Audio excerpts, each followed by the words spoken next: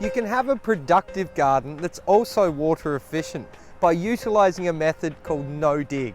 And no-dig essentially is layers of hay and compost where you actually plant your seedlings into that above the soil surface. So essentially it also provides moisture retention into the soil underneath, and you get a fantastically rich, productive garden.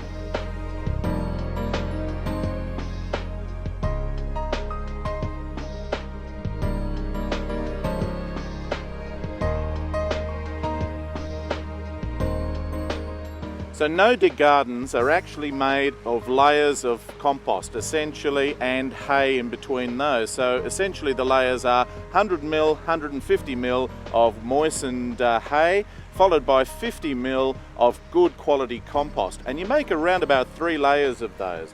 Now those layers can then have holes driven in them, small, around about 150 mil across, and you can fill those holes with a bit of compost, plant out your seedlings and basically give them a good water and they're ready to go. Now the other aspect of this is that you can grow them in and around fruit trees, and these fruit trees here are young cherries and they've been planted in the soil underneath these no-dig gardens.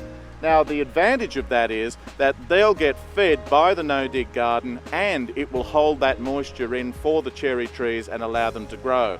This is also an advantage with cherry trees because they're notorious plants to sucker if you damage their root systems by digging around them. And this is a wonderful way of achieving a really good result with not only your production veg, but also your cherry trees. You can either construct a no-dig garden on bare earth or in an existing garden bed like this one here. Now I've found that no-dig is far superior to any of the other conventional growing methods because there's the available water and thus nutrients for the plants to really thrive.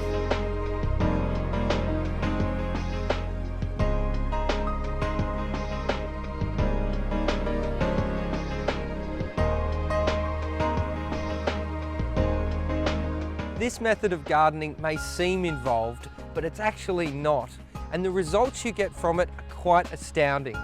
They're fabulous, aren't they, Tino? And look, the key with these is that water saving and productivity that you achieve with this type of gardening.